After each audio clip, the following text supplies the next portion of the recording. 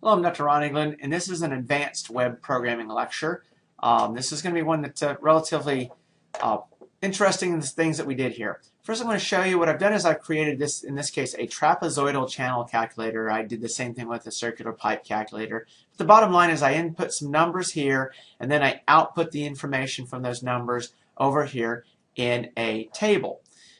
Relatively straightforward. Click the calculate button and it works, but what I've done this time is this input form is a user control that's actually dynamically generated in code from the class. So first, let's go back over and let's look at the class that I'm going to be using to make that.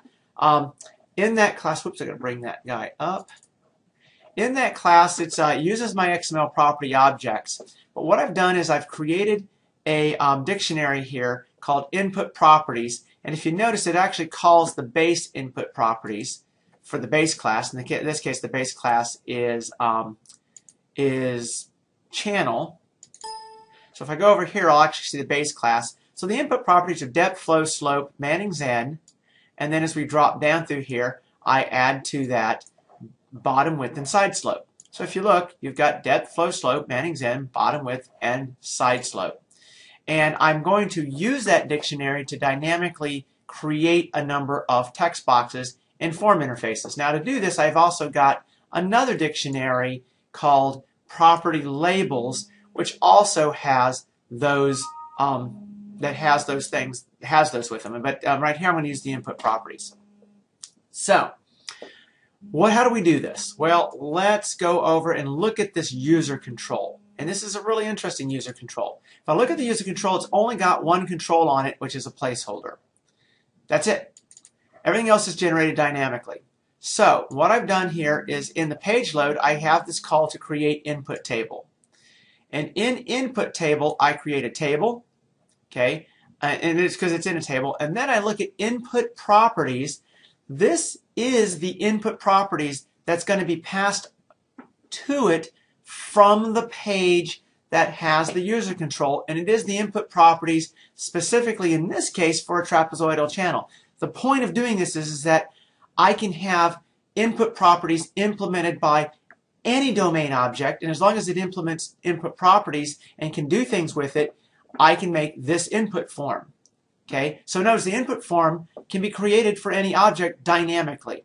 So let's go back down here. I wanted to put the whole thing into a table, so what I do is I actually dynamically generate a table, then for each key value pair and input properties.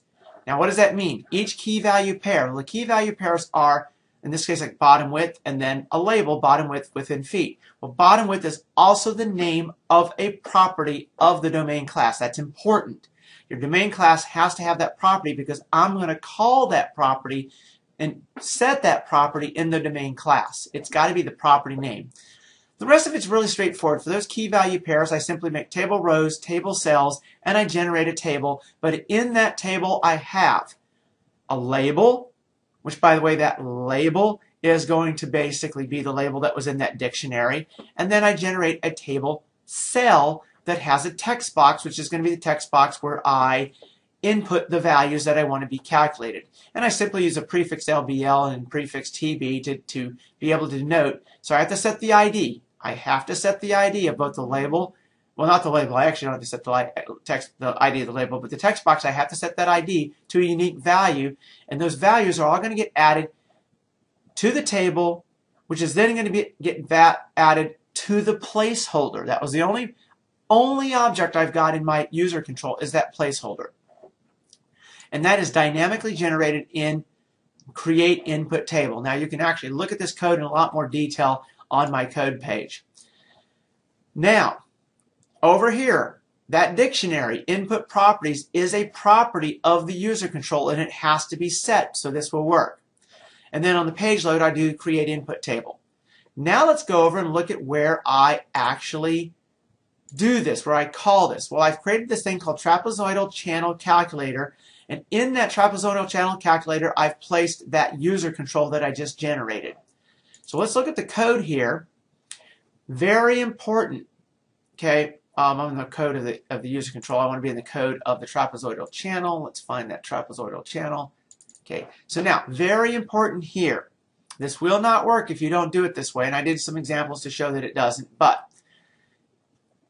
usually you would create a trapezoidal channel, and you would then set the input properties of the user control to be equal to the input properties of the trapezoidal channel so that it could generate all that information. You would do that in the page load. But when you use dynamic controls, this will not work. Okay, this will work fine if you've got controls that you've placed on a page non-dynamically. But if they're created dynamically, you create them in code, you have to put this in the page init. And the reason is because that view state will get lost. That's the information that has all the information about that will get lost in the page if you do this in page load. And putting it in a checking a postback will not solve the problem. Important to use the dynamic controls. To use the dynamic controls, you have to put the instantiation of those dynamic controls, which in this case is done in the user control, in the page init. And a good way to do this is actually do this with a user control and then basically initialize that user control in the page init method. Okay, now in the page load you can do other things like maybe set values and do other things. Now also, when I click calculate, I also had to get the values for the domain object so that I could calculate and output the results. I'm not going to go over that. I've got another lecture where I do exactly the same thing without using dynamic controls. This one is just, the only difference is this uses dynamic controls. But one thing that is important is that you have to get the values, and there's no text box or anything that's not dynamically created on that user control that you can get to. You have to be able to get it from the property names.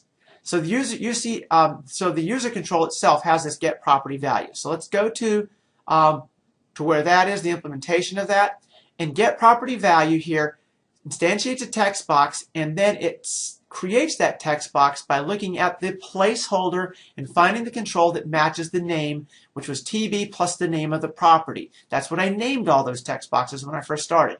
Then, because I'm actually returning values, this brings it back as a double. Sometimes you're going to use this as a string, sometimes as a double. Okay, in this case, it's returning a float double precision number. I also have one where I set the property values, and I did test that, where you set the property values, where you do the same thing, you find the control, and you set the value of that. And in this case, it's basically converts the value to a string and sets the TB text equal to that. You put all this together, and you're going to have this wonderful calculator that you can input the values, hit calculate, and voila, it does the calculations and gives you the outputs that you're looking for. Very interesting.